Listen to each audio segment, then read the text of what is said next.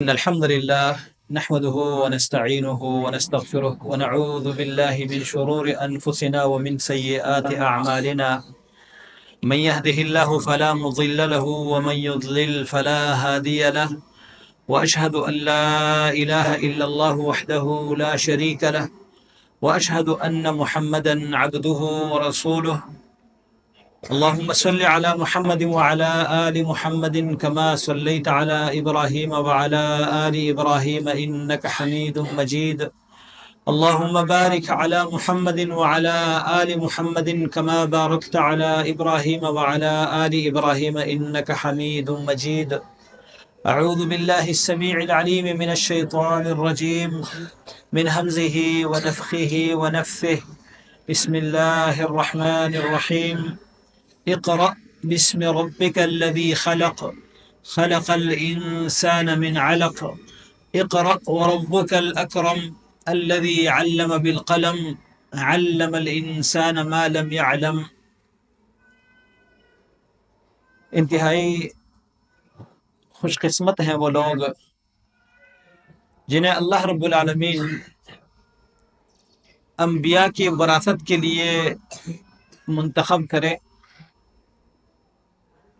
یہ مساجد میں، مدارس میں چٹائیوں پر بیٹھ کر پڑھنے والے دنیا کی نظر میں بڑے معمولی لوگ ہیں، لیکن اللہ کی نگاہ میں ان کا مقام، ان کا مرتبہ وہ اتنا بلند ہے۔ رسول اللہ صلی اللہ علیہ وسلم ان لوگوں کے فضائل بیان کرتے ہوئے فرماتے ہیں: من سلک طریقا یلتمس فیہ علما سہل اللہ لہ بہ طریقا الی الجنہ۔ جو اس دنیا میں کسی گلی کوچے سے، کسی راستے سے چل کر اللہ تعالیٰ کا دین سیکھنا چاہتا ہے، کسی مسجد کا رخ کرتا ہے، کسی مدرسے کا رخ کرتا ہے، وہ چلتا زمین پر ہے، لیکن اس زمین پر چلنے کی وجہ سے اللہ تعالیٰ اس کے لیے جنت کی طرف جانے کا راستہ آسان بنا دیتا ہے۔ اور فرمایا کہ جب یہ اپنے گھروں سے نکل کر جاتے ہیں، ان کے اس عمل سے فرشتے اتنے خوش ہوتے ہیں کہ وہ خوشی میں ان کا استقبال کرتے ہوئے اپنے پر بچھاتے ہیں۔ والملائکۃ تضع اجنحتها لطالب العلم رضا بما يطلب۔ فرشتے اپنے پر بچھاتے ہیں ان کے اس عمل سے خوش ہونے کی وجہ سے۔ اور ایک حدیث میں رسول اللہ صلی اللہ علیہ وسلم نے فرمایا کہ ہواؤں میں پرندے، آسمانوں میں فرشتے، زمین کے سوراخوں میں بلوں میں چیونٹیاں، سمندر کے تہ میں مچھلیاں، ہر چیز اس علم سیکھنے والوں کے لیے اللہ سے دعائیں کرتی ہے۔ کیوں؟ چیونٹیوں کو کیا فائدہ، مچھلیوں کو کیا فائدہ، پرندوں کو کیا فائدہ؟ وہ کیوں دعا کرتے ہیں؟ اس لیے کہ یہ جو علم سیکھنے والے دراصل اللہ تعالیٰ کے دین کو دنیا میں زندہ رکھنے والے ہیں۔ دنیا میں اللہ تعالیٰ کا دین باقی رہے گا، اللہ کا نام لینے والے اس زمین پر موجود ہوں گے تو اللہ تعالیٰ کی طرف سے رحمتیں برستی ہیں، اور ان رحمتوں سے صرف انسان نہیں بلکہ تمام حیوانات فائدہ اٹھاتے ہیں۔ اس لیے ہر جاندار کو علم سیکھنے والے طالب العلم سے محبت ہوتی ہے، اور وہ اس کے حق میں دعائیں دیتے ہیں۔ اور یہ جو سیکھنے والا ہے، اس کو سکھانے والے کا مقام ایک اور حدیث میں رسول اللہ صلی اللہ علیہ وسلم فرماتے ہیں: معلم الناس الخیر یستغفر له کل شیء حتی الحیتان فی البحر۔ فرمایا لوگوں کو خیر کی باتیں سکھانے والے، اس کے لیے ہر چیز اللہ سے بخشش کی دعا مانگتی ہے، یہاں تک کہ سمندر کے اندر مچھلیاں بھی۔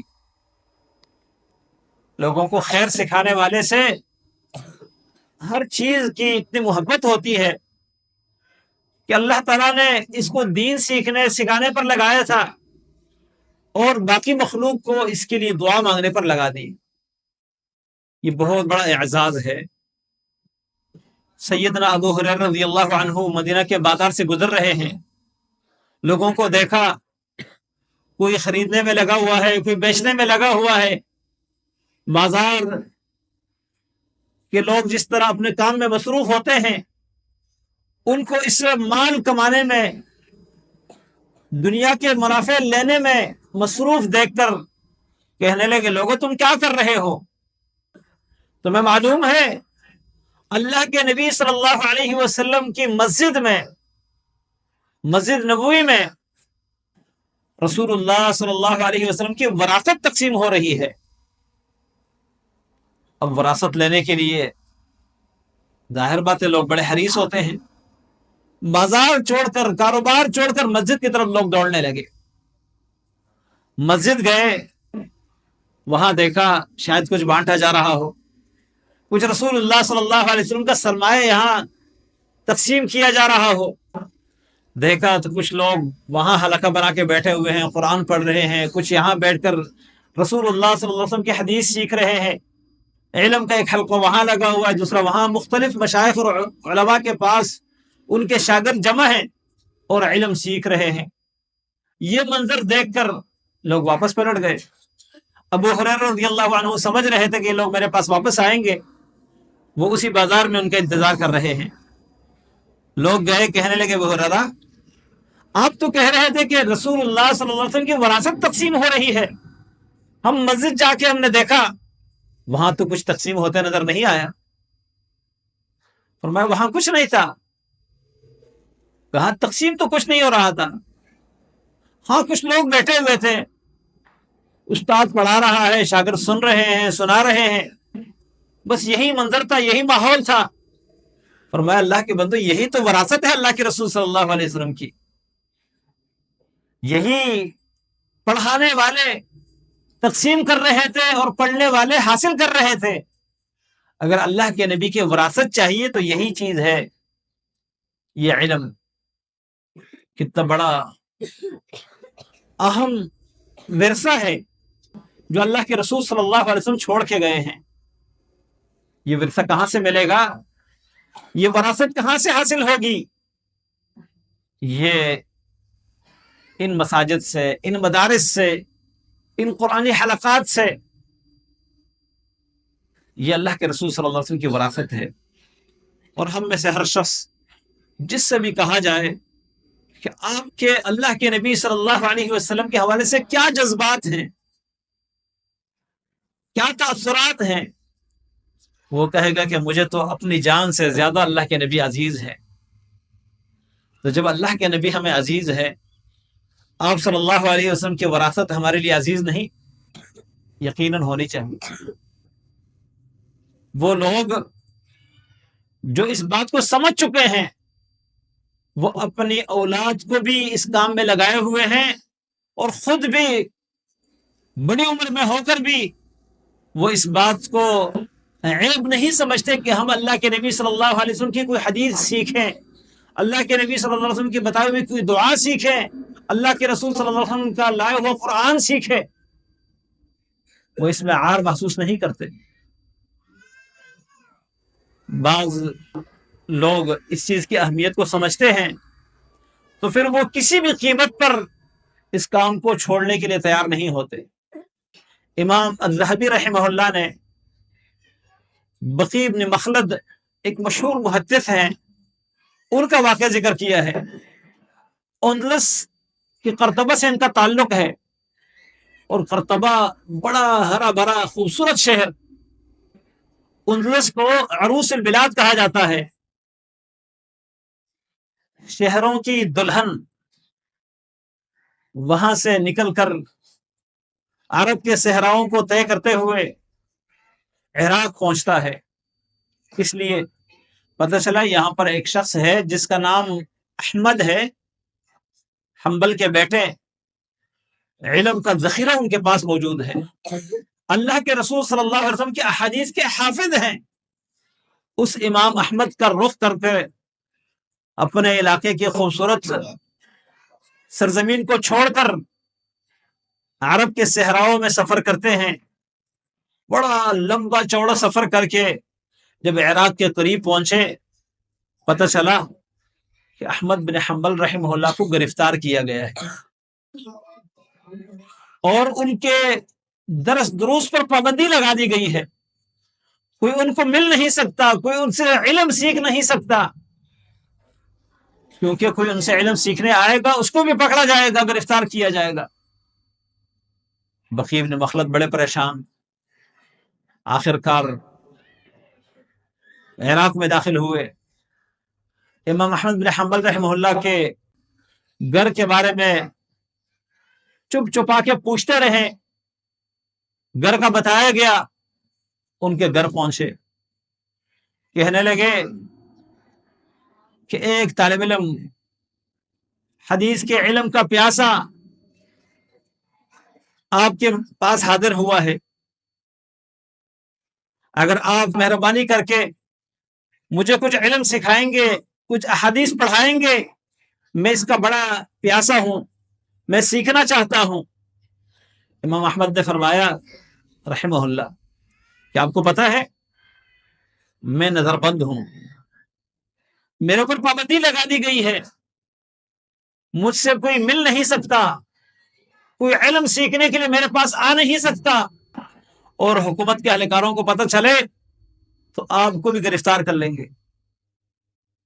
بقی بن مخلد نے فرمایا کہ ہاں مجھے پتہ ہے اور مجھے کوئی پرواہ نہیں، اس علم سیکھنے کے حوالے سے مجھے جو بھی اذیت ملے میں برداشت کرنے کو تیار ہوں، لیکن میں آپ کے علم سے محروم ہونا نہیں چاہتا۔ امام احمد نے فرمایا کہ یہ بہت مشکل کام ہے، معاملہ بڑا سخت ہے۔ اس نے کہا میں بڑے دور سے آیا ہوں، مجھے محروم نہ کیجیے۔ کہا کہاں سے آئے ہیں؟ کہنے لگا میں قرطبہ سے آیا ہوں، اندلس سے۔ اچھا اتنے دور سے آئے ہیں تو پھر تو آپ کا حق بنتا ہے کہ آپ کو کچھ علم دیا جائے، لیکن طریقہ کیا اختیار کیا جائے؟ میرے ساتھ ملنے آئیں گے لوگ، پکڑیں گے آپ کو۔ کہا طریقہ مجھے معلوم ہے، اس سے آپ بے فکر رہے، میں بکاریوں کا روپ دار کر، بکاریوں کے کپڑے پہن کر گلیوں میں گھومتا ہوا آپ کے دروازے پر پہنچوں گا، دستک دوں گا، آواز لگاؤں گا کہ ہے کوئی اللہ کے نام پہ دینے والا؟ جب آپ یہ میری آواز سنیے تو برائے کرم آپ اپنا دروازہ میرے لیے کھلوائیے، اور اسی دوران آپ کے پاس آ کر آپ کے گھر کے آنگن میں، آپ کے گھر کے دروازے پر آپ سے میں چند ایک حدیثیں سن کر حفظ کر لوں گا، ذخیرہ کر لوں گا، یا کسی پرچے پر لکھ لوں گا، اور اس کے بعد جا کے میں اس کو یاد کرتا رہوں گا۔ روزانہ اگر مجھے آپ کے پاس سے ایک حدیث کا علم بھی مل جائے تو میرا جو اتنا لمبا سفر ہے یہ رائے گاہ نہیں جائے گا۔ امام احمد بن حنبل نے فرمایا ٹھیک ہے۔ اب یہ بندہ روز بکھاریوں کا روپ دار کے، اور اس نے ایک مسافر خانے میں، اس وقت ہمارے ہاں تو ہوٹل ہے نا، ہوٹلوں میں کمرہ لیا جاتا ہے، اس وقت مسافر خانے ہوتے تھے، تو ایک مسافر خانے میں اس نے ایک حجرہ لیا ہوا ہے، کمرہ لیا ہوا ہے، وہاں رات رہتا ہے، اور دن کو صبح جا کر امام احمد بن حنبل رحمہ اللہ کے گلی محلے میں آوازیں لگاتا ہے کہ کوئی ہے اللہ کے نام پہ دینے والا۔ امام احمد بن حنبل رحمہ اللہ ان کی آواز سن کر دروازہ کھلواتے ہیں اور ان کو احادیث پڑھا کر رخصت کرتے ہیں۔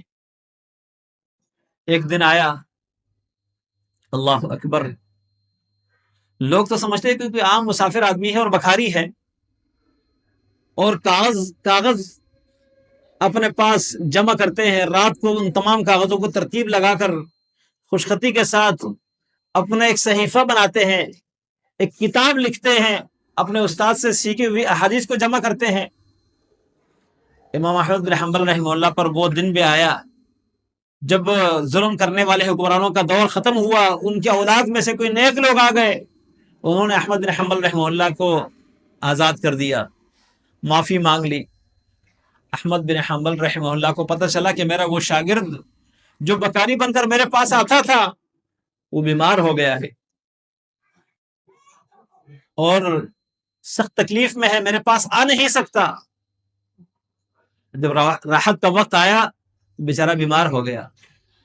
احمد بن حنبل رحمہ اللہ گھر سے نکلے، لوگ پیچھے پیچھے، اتنی بڑی تعداد کہ عراق کے شہر میں غبار اٹھنے لگا لوگوں کے رش کی وجہ سے. اب وہ جو مالک مکان تھا، مسافر خانے کا جو مالک تھا، اس نے دیکھا کہ میرے مسافر خانے کی طرف لوگ دوڑے جا رہے ہیں اور ایک غبار ان کے پیچھے اٹھ رہا ہے. اس نے پوچھا کہ یہ کیا معاملہ ہے، کوئی بادشاہ کی فوج آئی ہے؟ لوگوں نے کہا نہیں، یہاں پر احمد بن حنبل رحمہ اللہ آپ کے اس مسافر خانے پر آنا چاہتے ہیں. کہا یہاں پر کیا مسئلہ ہے؟ حیران ہو گیا کہ میرا مسافر خانہ اور احمد بن حنبل کا یہاں آنا، اس سے بڑھ کر میرے لیے کیا اعزاز ہو سکتا ہے. اس کو یہ نہیں پتا کہ احمد بن حنبل رحمہ اللہ میرے مسافر خانے پر کیوں آتے ہیں. بعد میں جب ان کو بتایا گیا کہ یہاں پر کوئی غریب مسکین آدمی ہے، امام احمد بن حنبل ان کو ملنے کے لیے، ان کی عیادت کے لیے آ رہے ہیں. کہتے ہیں ہمیں بعد میں پتہ چلا کہ یہ شخص کتنا اہم تھا، کتنا قیمتی تھا. ہم تو ایک بکاری سمجھ رہے تھے، یہ تو نبی علیہ السلام کے احادیث کا حافظ ہے، یہ تو کرتبہ سے سفر کر کے آیا ہے احمد بن حنبل کے شاگرد بننے کے لیے. اور احمد بن حنبل جیسے لوگ جن کو وقت کے بادشاہ سلام کرتے ہیں، بادشاہ نے ان سے معافی مانگی اپنے بڑوں کے ظلم کی وجہ سے. احمد بن حنبل رحمہ اللہ کے سامنے معذرت پیش کرنے لگے. ایسا شخص ان کی ملاقات کے لیے ہمارے مسافر خانے پہ آ رہا ہے. یہ مکان کس نے دیا؟ یہ مرتبہ کس نے دیا؟ اللہ تعالیٰ نے. لوگوں کے ہاں تو ایک عام بکاری ہے، لیکن اللہ کے ہاں، اللہ والوں کے ہاں اس کا کیا مقام ہے. جس کو اس چیز کی اہمیت معلوم ہوتی ہے وہ کسی چیز کی پرواہ نہیں کرتا. اس کی جو دیہڑی ہے وہ اس کو نہ بھی ملے، اس میں ناغہ ہو جائے، کوئی پرواہ نہیں. ہم تو دنیا کے کام سے چھٹی کرنا گوارا نہیں کرتے اور بچے کو مدرسے سے چھٹی کروا دیتے ہیں. عمر بن خطاب رضی اللہ عنہ کہتے ہیں میں عوالی میں رہتا تھا، مدینہ کے کنارے میں، مشرقی جانب ایک علاقہ ہے، عوالی کہتے اس کو. کہتے وہاں پر گھر کے کام بھی کرنے ہوتے تھے، بچوں کے لیے کچھ کما کر لانا ہوتا تھا، اور نبی صلی اللہ علیہ وسلم کے زبان مبارک سے نکلنے والا علم اس کو یاد رکھنا بھی ضروری تھا. اب کوئی حل نہیں تھا کہ میں کیا کروں، علم سیکھوں یا بچوں کے لیے کوئی روزی کماؤں. کہتے میں نے اپنے ایک پڑوسی سے طے کر لیا، پلاننگ بنائی ہم نے. میں نے یہ طے کیا، میں تو اور میرے ایک پڑوسی، کہ ایک دن آپ دنیا کا کام چھوڑ کے اپنی دیہڑی کا نقصان کر کے نبی صلی اللہ علیہ وسلم کے پاس رہیں گے. پورا دن آپ صلی اللہ علیہ وسلم کی زبان مبارک سے جو علم نکلے گا، جو آیت نکلے گی، جو حدیث نکلے گی، جو دعا نکلے گی، آپ صلی اللہ علیہ وسلم سے وہ علم آپ نے لے کر اپنے سینے میں محفوظ کرنا ہے. اور شام کو آ کر وہ پورا علم آپ نے مجھے سکھانا ہے. اس دن میں اپنے بچوں کو روزی کمانے کے لیے بازار جاؤں گا، کام کروں گا. اگلے دن آپ نے بچوں کے لیے روزی کمانی ہے اور میں اللہ کے نبی صلی اللہ علیہ وسلم کے مجلس میں حاضر ہوں گا. آپ کی زبان مبارک سے نکلنے والا علم، نکلنے والی آیات، آپ کے زبان پر جاری ہونے والی حدیث میں یاد کروں گا اور شام کو آ کے آپ کو وہ پورا علم سکھاؤں گا. اس طریقے سے اللہ کے نبی صلی اللہ علیہ وسلم کے علم سے ہم محروم نہیں رہیں گے اور بچوں کے لیے روزی کمانے کا بھی موقع ملتا رہے گا. یعنی 30 دن کی دیہڑی کے بجائے انہوں نے 15 دن کی دیہڑی لگانا شروع کر دی اور 15 دن دیہڑی چھوڑ دی، لیکن اللہ کے نبی صلی اللہ علیہ وسلم کے علم کو چھوڑنا گوارا نہیں کیا. یہ ہے علم کی اہمیت جس کے دل میں بیٹھ جائے. رسول اللہ صلی اللہ علیہ وسلم کے صحابہ کرام، جابر رضی اللہ عنہ، جابر بن عبداللہ مدینہ سے مصر کا سفر کرتے ہیں. 1 مہینے کا سفر ہے، صرف ایک حدیث کے لیے، ایک حدیث سیکھنے کے لیے. پتہ چلا وہاں پر ایک شیخ ہے، ان کے پاس اس حدیث کا علم ہے. کہنے لگے ان کے مرنے سے پہلے مجھے وہاں پہنچنا چاہیے تاکہ اس کے فوت ہونے سے پہلے میں اس کے زبان مبارک سے براہ راست یہ الفاظ سنوں. گئے، گھوڑے پر سوار ہو کر پہنچے ان سے وہ حدیث سنی اور کہا میں آپ کے پاس صرف اس حدیث سننے کے لیے آیا تھا، میں واپس جا رہا ہوں۔ اس نے کھانے کی دعوت دی، کہا نہیں، میں صرف جس کام کے لیے تھا وہ ہو گیا، اب مجھے آپ اجازت دے دیجئے، واپس آ گئے۔ یہ علم کی محبت ہے، کیونکہ یہ علم انسان کو کس درجے پر پہنچا دیتا ہے۔ عبد الملک ابن مروان وقت کا بادشاہ ہے، حج کرنے کے لیے گئے مکہ، 2 بیٹے ان کے ساتھ ہے، جوان بیٹے، پوچھنے لگے یہاں مجھے کچھ حج کے مسائل معلوم کرنے ہیں، اور معلوم تھا ان کو کہ یہاں کا سب سے بڑا عالم کون ہے، عطا بن ابی رباح رحمہ اللہ، رنگ سے کالے، غلاموں کے اولاد میں سے ہیں، اور شکل و صورت بھی اچھی نہیں، جسم کوئی موٹا تازہ نہیں، لیکن اللہ تعالیٰ نے علم کی دولت سے ان کو نوازا ہے۔ وقت کا بادشاہ عطا بن ابی رباح کے پاس آتا ہے۔ عطا بن ابی رباح رحمہ اللہ نماز پڑھ رہے ہیں نفل، بادشاہ اپنے دونوں بیٹوں کے ساتھ سائڈ پر بیٹھ گیا، انتظار کر رہا ہے۔ عطا بن ابی رباح رحمہ اللہ نے اپنی نماز مکمل کر لی، نماز کے بعد ذکر اذکار کرنے لگے۔ یہ بادشاہ تسلی سے بیٹھ کر انتظار کر رہا ہے۔ جب اذکار مکمل کر لیے، پھر یہ اپنے بیٹوں کے ساتھ ہو کر آگے بڑھے اور مصافحہ کیا، کچھ سوالات پوچھے۔ عطا بن ابی رباح رحمہ اللہ نے جواب دینا شروع کر دیا۔ بادشاہ اپنے بیٹوں کے ساتھ سر جھکائے بیٹھے ہوئے اس عالم دین جس کی دنیا میں کوئی حیثیت نہیں تھی، رنگ صورت کوئی اچھا نہیں ہے، لیکن علم کا خزانہ اللہ نے ان کو دیا ہے، ان کی باتیں سن رہے ہیں۔ بادشاہ نے کافی دیر تک سر جھکائے رکھا، بیٹوں نے بھی۔ امام عطا بن ابی رباح رحمہ اللہ کی جب باتیں سنی، فارغ ہوئے، وہاں سے اٹھے تو اپنے بیٹوں کو کیا کہتے ہیں کہ بیٹو دیکھو، یہ علم ایسی چیز ہے، علم ایسی چیز ہے یرفع الوضیع، جو گرے شخص کو اٹھا دیتا ہے، حقیر انسان کو، گرے ہوئے انسان کو اٹھا دیتا ہے، بلندیوں پر پہنچا دیتا ہے۔ اور جو رفیع اور اوپر اٹھا ہوا انسان ہو، بلند انسان ہو، اگر وہ اس کے لیے آگے بڑھے، وہ اس میں محنت کرے، یہ حاصل کرے، تو اس کی تو شان ہی کچھ اور ہے، اس کا تو مقام اور مرتبہ ہی کچھ اور ہے۔ یہ علم انسان کو بہت بلندیوں پر پہنچا دیتا ہے۔ اس علم کی وجہ سے اللہ نے آسمان کے فرشتوں کو حکم دیا کہ آدم کی طرف سجدہ کرو۔ جس علم کا جواب فرشتوں کے پاس نہیں تھا، آدم علیہ السلام نے جواب دیا، وہ علم ان کے پاس تھا، فرشتوں سے اللہ نے سجدہ کروایا۔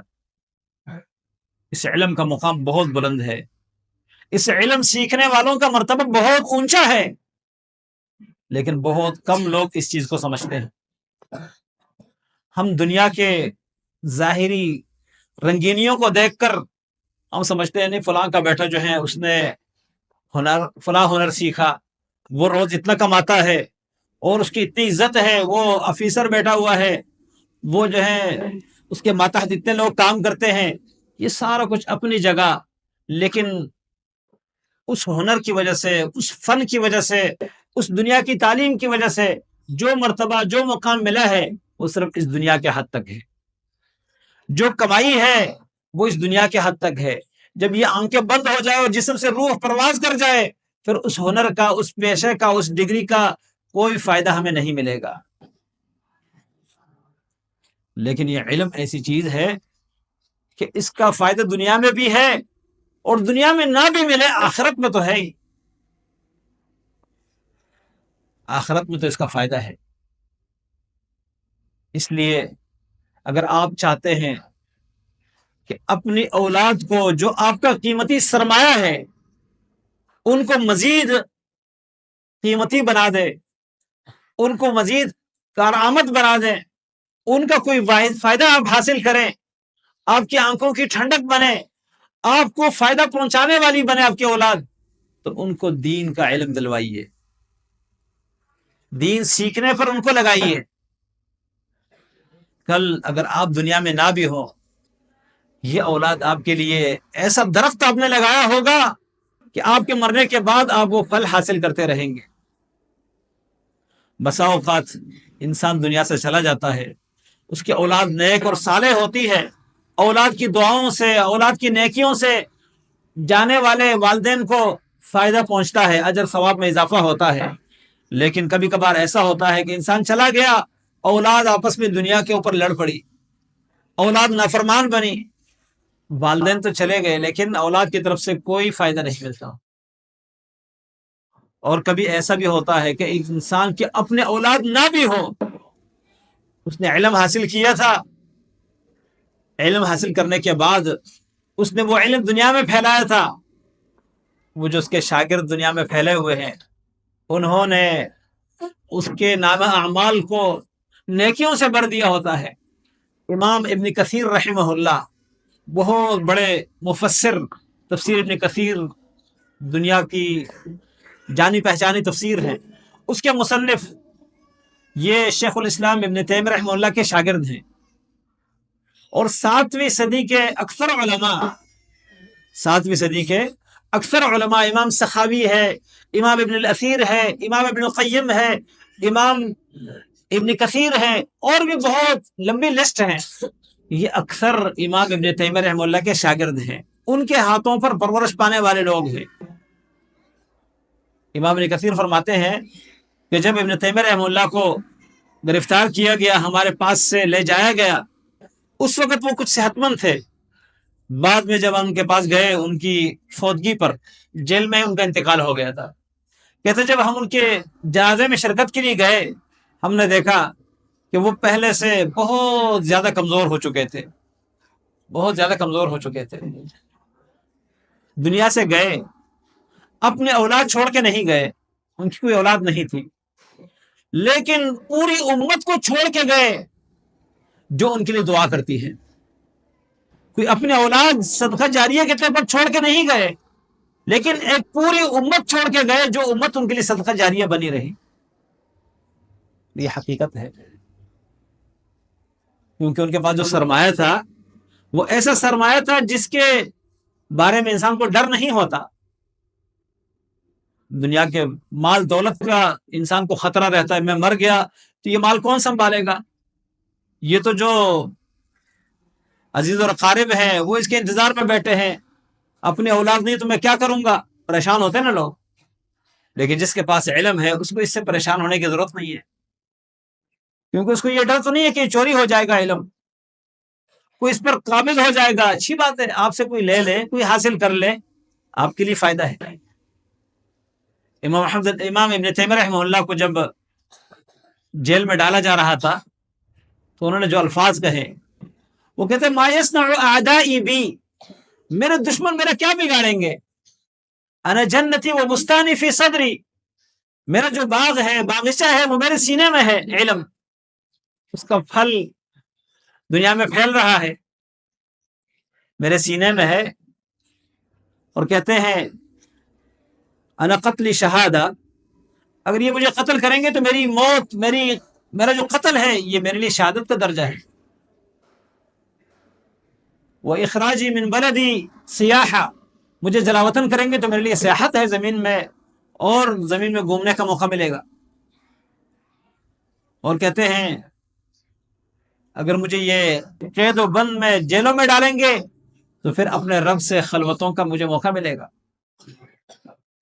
یہ علم ہے جس کا مالک ڈرتا نہیں ہے، بلکہ اس کو مزید تسلی ہوتی ہے. تنہائی ملے، مزید اس علم میں اضافے کا راستہ مل جائے گا، اس علم کے لکھنے اور پھیلانے کا موقع ملے گا. دنیا سے علاقے سے نکال دیا جائے، دوسرے علاقوں میں علم پھیلانے کا موقع ملے گا. اور اس علم کو کوئی چرائے تو چرانے والے کا بھی اسی بندے کو صلہ ملے گا جس نے پھیلایا ہے. اسی لیے علی رضی اللہ عنہ کی طرف ایک شعر منسوب ہے، وہ کہتے ہیں رضینا قسمت الجبار فینا لنا علم وللجہال مال فإن المال يفنى عن قریب واما العلم باق لا يزال. کہتے ہیں ہم اپنے رب کی تقسیم پر خوش ہیں، راضی ہیں جس نے ہمارے درمیان یہ تقسیم کی ہے. کہ ہمارے لیے علم ہے اور جاہلوں کے لیے مال ہے. جو جاہل اس کو مال پہ راضی کر دیا، اس کو مال دے دیا، وہ خوش ہے جی میرے پاس بڑی دنیا ہے، اور ہمیں علم دے دیا. غریب فقیر ہو کر بھی اللہ تعالیٰ کے علم کے سرمایہ سے مالا مال.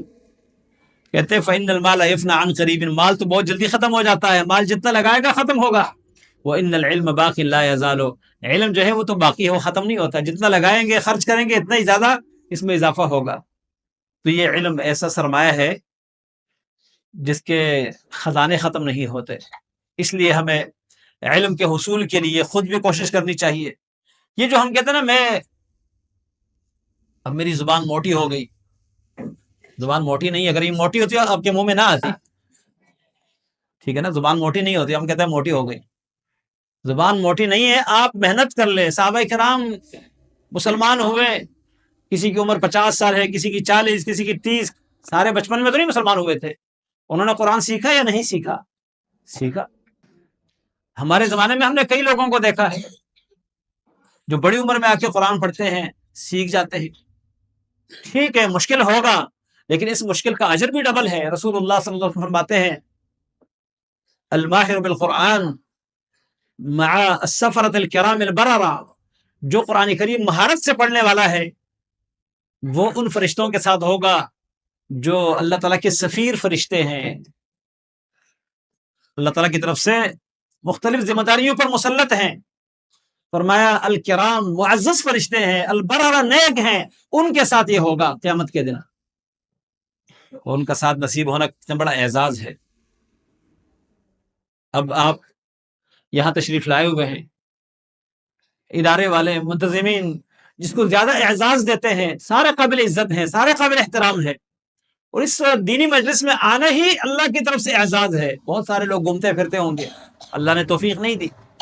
یہ اللہ کے گھروں میں جو پروگرام ہوتے ہیں، جو اللہ کے گھروں کی طرف آتے ہیں، خوش قسمت لوگ ہیں. اللہ کے گھر، مساجد اللہ کے گھر ہے نا. آپ اپنے گھر میں کس کو بلاتے ہیں؟ جو آپ کو پسند ہوگا. تو اللہ کے گھر میں وہی لوگ آ سکیں گے جو اللہ کو پسند ہوں گے. ہر کسی کو اللہ توفیق نہیں دیتا، لیکن ان میں سے بھی جن کو ادارے والے اپنے خیال کے مطابق کوئی زیادہ معزز سمجھتے ہیں، ان کو اپنے خاص مہمانوں کے ساتھ بٹھا دیتے ہیں. اللہ رب العالمین جن کو عزت دے گا وہ اپنے خاص فرشتوں کے ساتھ، الکرام البررہ، نیک فرشتے، معزز فرشتے، ان کے ساتھ اللہ تعالیٰ ان کو اکٹھا کرے گا قیامت کے دن. والذی یقرأہ ویتتعتع فیہ وہو علیہ شاق، جو قرآن پڑھتا ہے اٹک کر پڑھتا ہے، اس میں اٹکتا ہے پڑھتے ہوئے، اور قرآن پڑھنا اس کے لیے مشکل ہے. فرمائے لہو اجران، اس کو دوہرا اجر ملتا ہے. ایک اجر اپنی محنت اور مشقت کا، دوسرا اجر اس کے پڑھنے کا. کوئی یہ نہ سمجھے کہ میں پڑھوں گا تو مجھ سے پڑھا نہیں جا رہا. آپ پڑھیں، محنت کریں، اللہ آپ کو ڈبل اجر دے گا. تو آپ جس عمر میں بھی ہے، عمر بن خطاب رضی اللہ تعالیٰ عنہ کے ایک فرمان کے مطابق امام بخاری نے اپنے الفاظ ذکر کیے ہیں. وہ کہتے ہیں کہ میں کہتا ہوں تعلموا قبل ان تسودوا، علم حاصل کرو. امام سیدنا عمر نے فرمایا تھا کہ اس سے پہلے کہ آپ کے اوپر ذمہ داریوں کے بوجھ آ جائیں. امام بخاری فرماتے ہیں میں یہ کہتا ہوں کہ تعلموا قبل ان تسودوا وبعد ان تسودوا، ذمہ داریاں ملنے سے پہلے بھی علم حاصل کرو، اور ذمہ داریاں آپ کے اوپر پڑ جائیں ان کے بعد بھی علم حاصل کرو. کیونکہ اس علم سیکھنے کے لیے کوئی عمر نہیں ہے، کوئی عمر نہیں ہے. اس لیے خود بھی اپنے آپ کو طلباء کی لسٹ میں شامل کرنا چاہیے. خود بھی عبداللہ بن مسعود رضی اللہ عنہ فرماتے ہیں کہ اللہ کی قسم والذی لا الہ غیرہ، جس کے علاوہ کوئی الہ نہیں، مجھے اس ذات کی قسم ہے، قرآن کریم کی کوئی ایسی آیات نہیں جو مجھے معلوم نہ ہو کہ یہ کہاں نازل ہوئی، کس کے بارے میں نازل ہوئی، اس کا کیا مطلب ہے. اور فرمایا اگر مجھے ابھی بھی پتہ چل جائے کہ کسی جگہ کوئی عالم موجود ہے جہاں اونٹ پر بیٹھ کر میں جا سکتا ہوں اور اس کے پاس کوئی اضافی علم ہے، میں اونٹ پر بیٹھ کے ان کے پاس پہنچ جاتا.